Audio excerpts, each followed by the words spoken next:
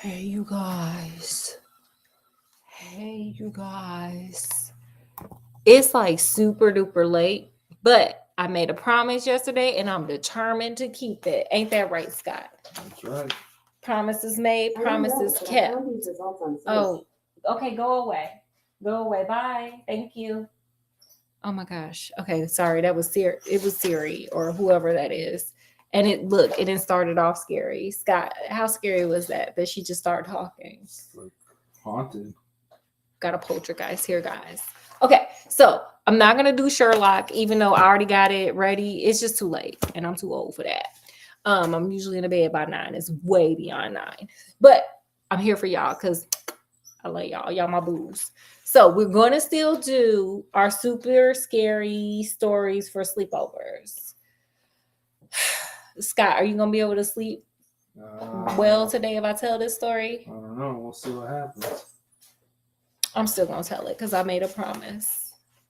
Okay, today's story is called Ooh. Oh, I forgot the candle. Shit. Next time I'm gonna be on top of it. Ooh. Yeah, I forgot. Damn. It's called Faithful Friends. Cue the thunder. Scott, cue the thunder. Oh, crap. Period. Crap. It just happened. It's so scary right now. Okay. Are you ready, Scott? I'm ready. I haven't read this story yet either, by the way, y'all. So we doing this together for the first time. Okay. Seth and Monica each stifled a laugh as Gary slipped quietly into the darkened, sagging porch of old Eli Crane's rundown farmhouse. This gonna be some people being disrespectful to somebody's house, and it's just gonna turn bad. I'm gonna be ready to go off on some children. The 3 kids delighted in doing things to cause Eli as much grief as possible. Because the house was isolated, he was an easy target. Whatever they felt like pulling one of these mean-spirited, or whenever, sorry y'all, it's late, I'm tired, I ain't had my Starbucks. But we got some tea. We got some, well, it's not tea, we got hot chocolate going back there. Anyway, whenever they felt like pulling one of their mean-spirited pranks, which was whenever they had nothing better to do. Last spring, they ripped out his vegetable patch and poured salt on the ground so nothing else would grow. See, right there. Right there, Scott. And we just started a garden, by the way, y'all. That's a little sneak peek into our lives. We just started a garden. I be darned and damned if some child come and dig it up and put salt up in there. Yeah, that's a little more than a prank. Okay? Them fighting words. So anyway, during the summer, they poured sugar in the gas tank of his tractor and ruined it. Well, mean ass kids. No, that's vandalism. Anyway, Eli had told the sheriff that he thought they were responsible for the damage. And the sheriff hadn't been surprised. Oh, so they just running amok. These children are just running amok, putting sugar in gas tanks. Like, where did y'all learn that foolishness from? And who taught y'all to dig up vegetables and put salt in the soil? Y'all need a whooping. Who raised y'all? It wasn't the first time the 3 kids had been accused of such activities. Gary had gotten into trouble with his dad, but no one was able to prove anything. I wouldn't care. As far as anyone knew, Eli had no family and had lived alone for as long as he had been in Bartholomew County. There weren't any neighbors within a mile of his dilapidated place, and his gruff demeanor kept most everyone away. See, they should be afraid of him. He sounds like he might be crazy. Why don't nobody come mess with him? And y'all just over there putting sugar in gas tanks, salt in soil, just acting a fool. And this man probably like a serial killer. But let's see. Eli's only companion up until last month had been a dog, a scruffy mongrel that was said to be part wolf. Eli had called her Stitch, and she used to bark and growl whenever anyone would get too close to the house. But Stitch had finally unalived, and now the elderly man was really alone. With the mutt gone, it was even easier for Seth, Monica, and Gary to torment Eli Crane. And this time, they had something special planned. Child. Y'all are basically vandalizing this man's property and y'all still ain't done and still got something even more special planned. What y'all gonna do? Unalive him? Dig up the dog? What y'all gonna do to this man? Slowly and carefully, Gary eased up to the window and peered inside the elderly man's living room. Then he waved to the others, a silent signal for them to follow him. Carrying several plastic bags filled with garbage collected from the trash bin from behind the diner in town, Seth and Monica quickly joined him on the porch. He's asleep in front of the fire, Gary whispered excitedly. Give me one of those bags. Okay, Gary, go and get your hands dirty. Monica handed one to Gary. He unwound the twist tie that held it closed, then made a face.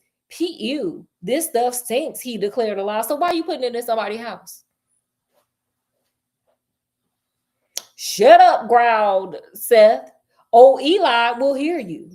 No, he won't. He's half deaf, Gary said, grinning evilly. Come on, let's have some fun. Y'all need, look, let me tell y'all what these children need. Jobs. Jobs. If they had a job, they wouldn't be out there doing all this foolishness. Have them break some leaves, have them mow some grass, have them paint something, have them do something. Jobs.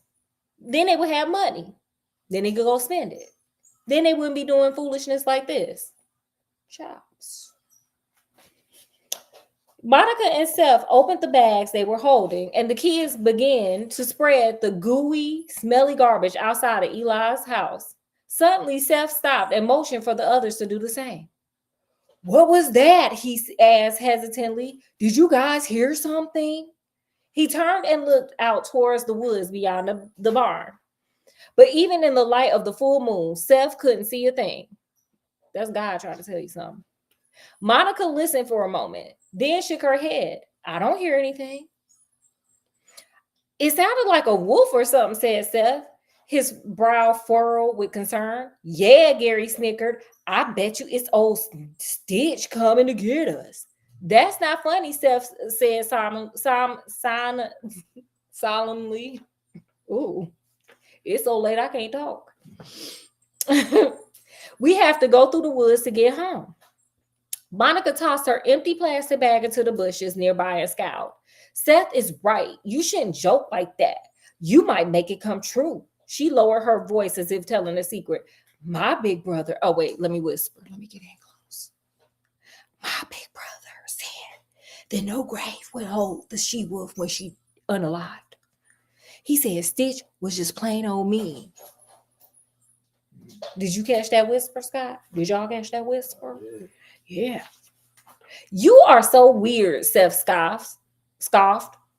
When something is unalive, it's unalived. No, you can't say nothing on YouTube.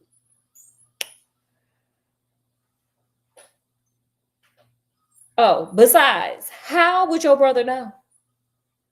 He thinks Stitch was the one who unalived the sheep we lost a couple of months ago, Monica replied.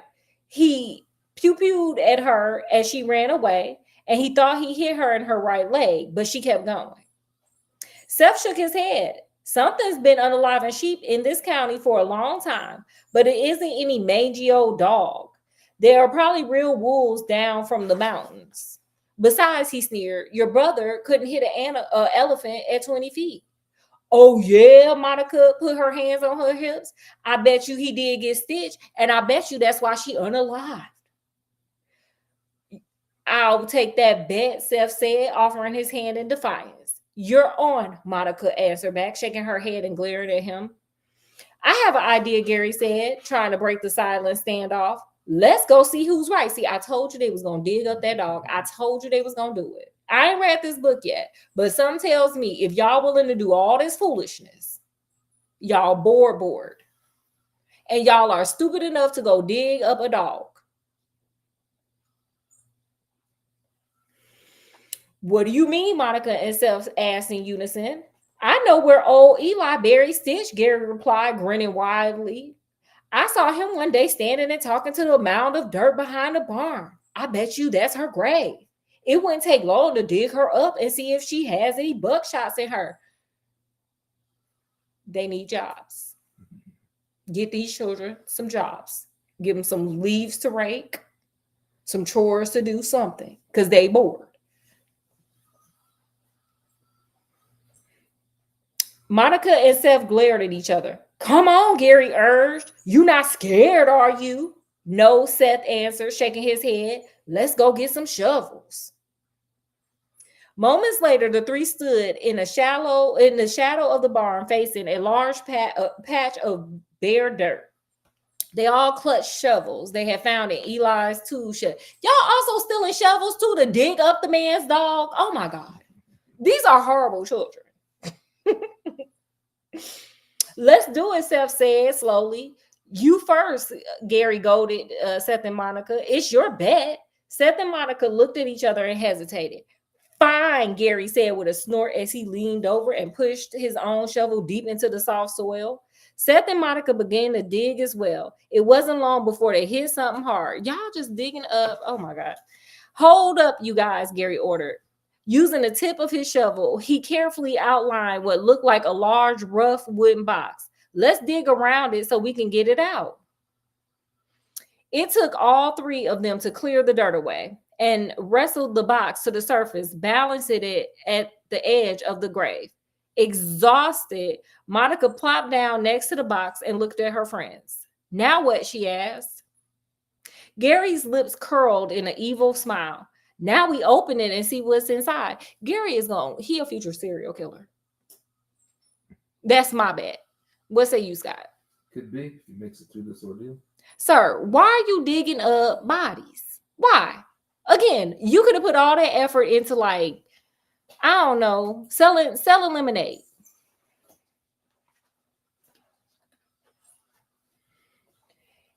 As he pried at the edges of the box, a ragged cloud snaked across his face of the moon, sending dark figures of shadows across the field towards him.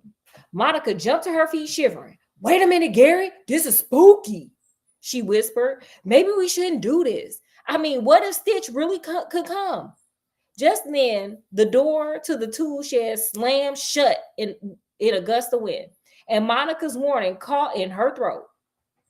Startled, she jumped and hit the corner of the box. In a shower of dirt, it slipped partly back into the hole and popped open. All three of the kids stared into the vacant eyes of a decomposing dog.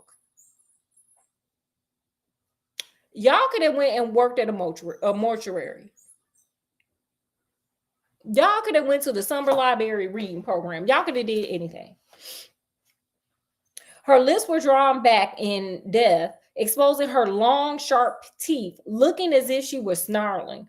Oh, Monica gasped as a horrible stench filled the air. Seth stumbled back. Let's go, he begged. I don't like this.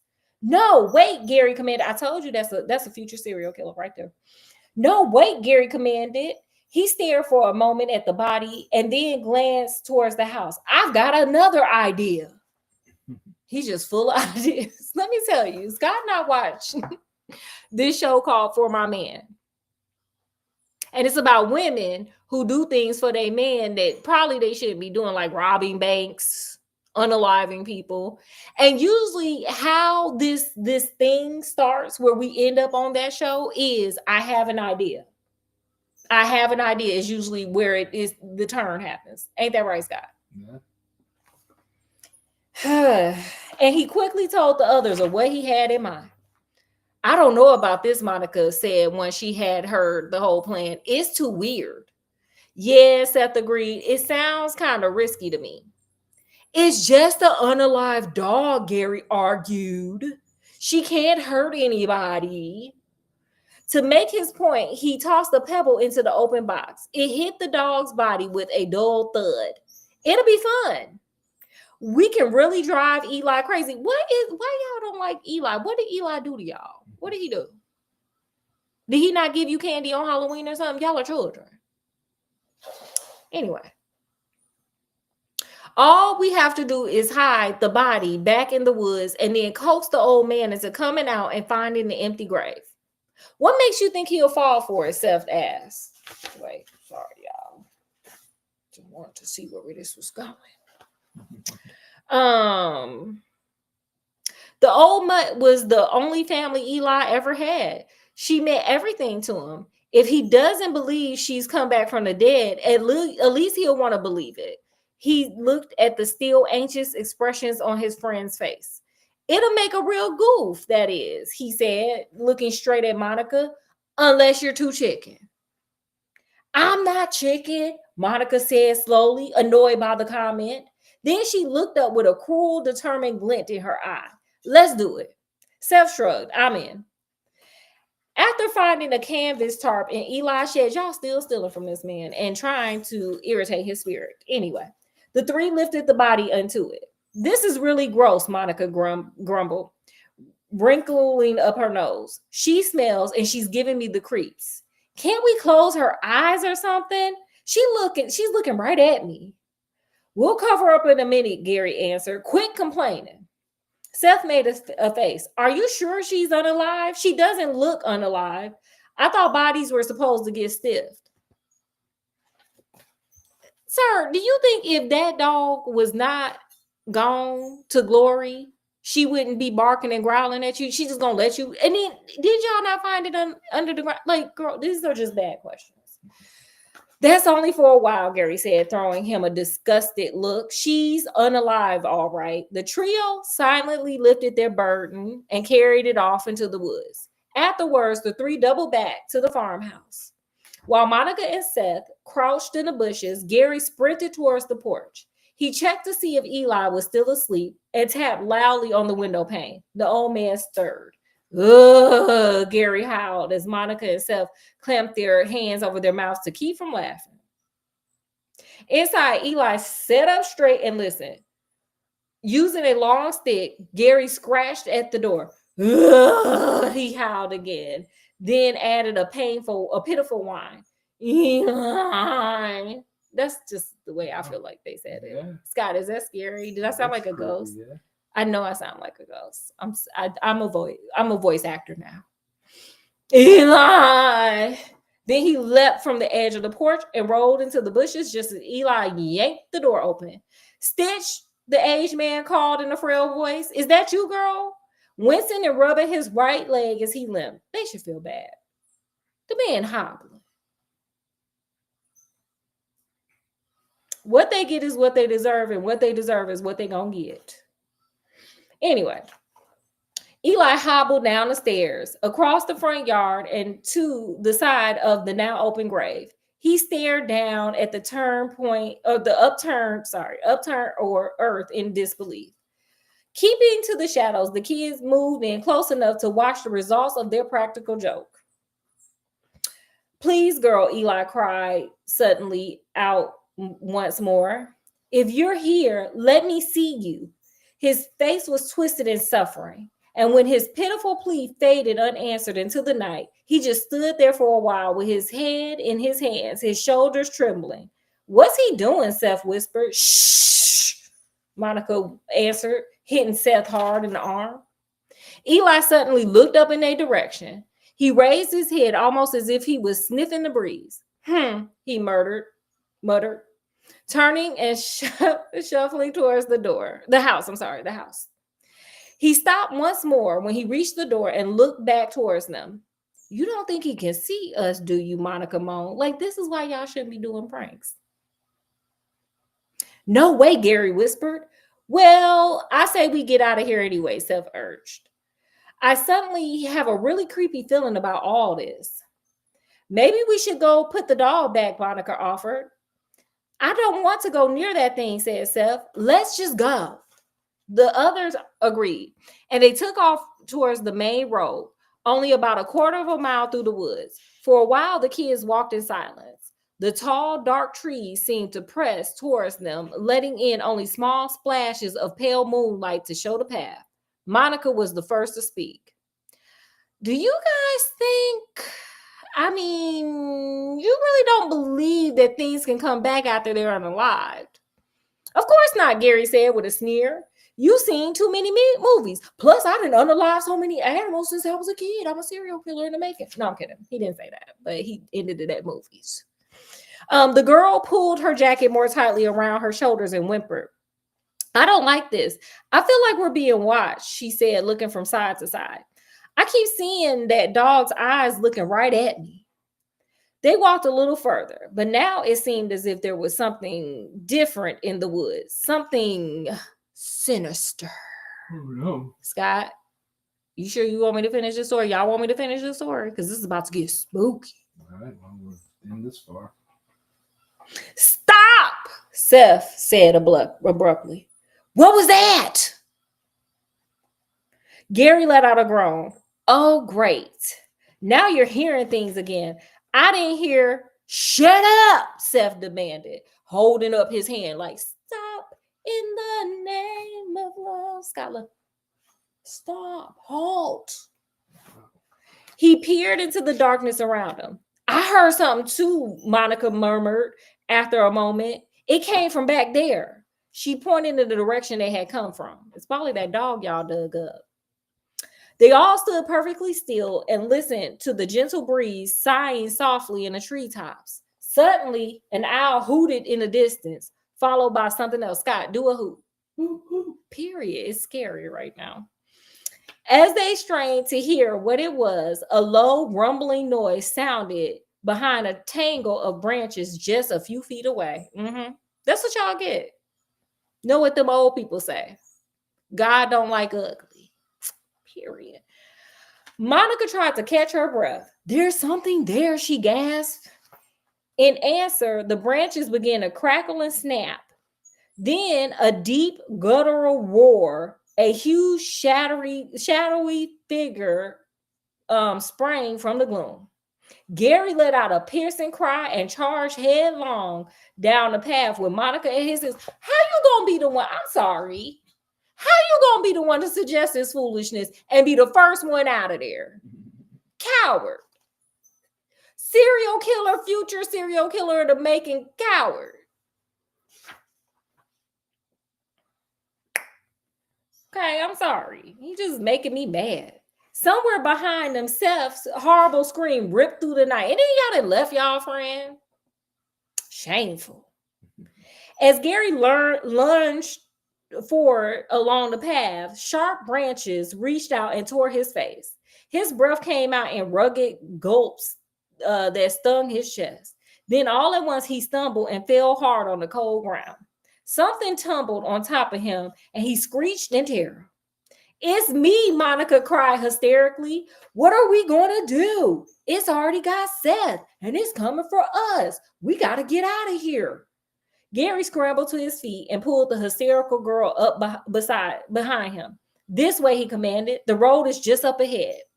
But as they turned to run, a ghostly figure crashed through the underbrush and leapt into their path. Gary was frozen to the spot, his heart about to burst. Crouched down right in front of him was some sort of hideous wolf-like beast. Scott, roar, roar, Scott, you scared? Oh my God. Everybody having nightmares tonight. Yeah. It was covered with stiff, rust-colored fur, and it glared at them with flaming blood-red eyes. Droplets of foam dripped from its razor tooth jaws. Oh, girl got rabies too. Ugh. Need a shot, tetanus shot. It must be the spirit of Stitch, Gary heard Monica scream beside him. She's coming back as a ghost because of what we did to her body and to the old man. Slowly, with a tremendous effort, Gary managed to force himself to move. He inched away a little at a time, just as slowly the phantom creature began to slink towards them. Monica reached out and brushed at Gary's hand. Don't leave me, she begged. Gary pulled his hand away, and with a sudden surge of strength, he took off running. Monica's shrieks filled his ears. See right there. It was his idea. He didn't left him out high and dry. He knew what he had to do. He raced to the spot where they had left the tarp-covered body of the terrible dog. If the thing really was a vengeful spirit after them because of what they had done, then maybe it would leave him alone if he buried the body again. No, it's not. With tears streaming down his face, Gary dragged the body across the field. I can do this, he tried to convince himself. I've got to do this. The pallid moon shone down on him as he worked feverishly to place the corpse back in the box and rebury it. Sir, it took 3 of y'all and it took a while. Sir, y'all ain't had no business messing with that dog body. Finally, he let the shovel fall from his sweating hands. It was done. There, he said aloud, as if the spirit dog could hear him. That's what you wanted, isn't it? Now leave me alone. Covered with dirt, Gary backed slowly away from the grave and bumped into something. Slowly, he turned around and came face to face with Eli. Period. You, Gary screamed wildly. It's all your fault. So Eli made y'all dig up the dog's body. Eli made y'all put the sugar in his tank. Eli made y'all put that salt, dig up the vegetables and put salt in his soil. Eli made y'all decide to come over there and dump garbage all over his front yard. That's what Eli did. The man looked at him without emotion. Seth is unalive, and Monica is probably unalive too, Gary yelled. I'm going to tell everyone that you and your dog are murderers. Sir, no, we're going to say that you're a future serial killer, but let's keep going. Eli simply shook his head. You're wrong, boy. So very wrong. He whispered as he glanced down at the grave. She's no monster. All that's buried here are the earthly remains of a dog, a gentle, faithful old friend who accepted me for what I really am. He looked up. Stitch was my only friend. You should have never disturbed her resting place. You should have never tried to hurt me by defiling her grave. He paused for a moment. You've done harm to me before, and I've let it pass as just spiteful pranks. But this time, you've mistreated my friend. This time, I will not let it go unpunished. Gary felt his tortured heart begin to pound again as the man's eyes began to grow a fiery red, the same crimson color that those of the beast that attacked him and Monica. Numbed by fear, he could barely breathe. You're wrong about something else too, Eli snarled. The bright moonlight illuminated the stiff, rust-colored hairs now protruding from his changing shape. And you were wrong about telling everyone about me. Saliva streamed from the corner of Eli's mouth. He got rabies. As his teeth grew sharp and gleaming white, his jaws extended into a long, wolfish snout. His transformation to a werewolf complete. Eli moved ominously towards his victim. You were wrong. Because you aren't going to tell anybody anything. All right. Okay, we got that done. Tomorrow we're going to come back with this and this. This going to help y'all get over the nightmares that y'all going to have tonight from that story. This just Sherlock. We just love him. This our boo. So we're going to do 2 tomorrow because I was supposed to do 2 today. So with that, I bid you adieu. Don't be going and pranking people. Don't be pranking people. No. Don't be thinking, oh, I can just get away with it. Because look at what happened. That man was a whole werewolf. He just transformed like that. So don't do it. That's all I got. You got anything, Scott? No. Any lessons? Just ride yours. Okay. Most people, you don't know who they are. Werewolves, vampires. No sugar in the tank, no salt in the soil. Okay. So with that, I bid you guys adieu and a good night. From wherever we are to wherever you are, peace and love and happiness. And I hope y'all sweet dreams, even though I done wrecked y'all sleep. Y'all gonna have nightmares and stuff. It's gonna be scary. I'm sorry. I had to do it though. It's our super scary Saturday sleepover. So anyway, I'll see you guys later. Scott and our water is boiling. We got to get our hot cocoa. So I'll see you guys later. Bye. Like, share, and subscribe. Scott, you were supposed to tell me that. Yeah. Like, share, subscribe. Like, share, and subscribe.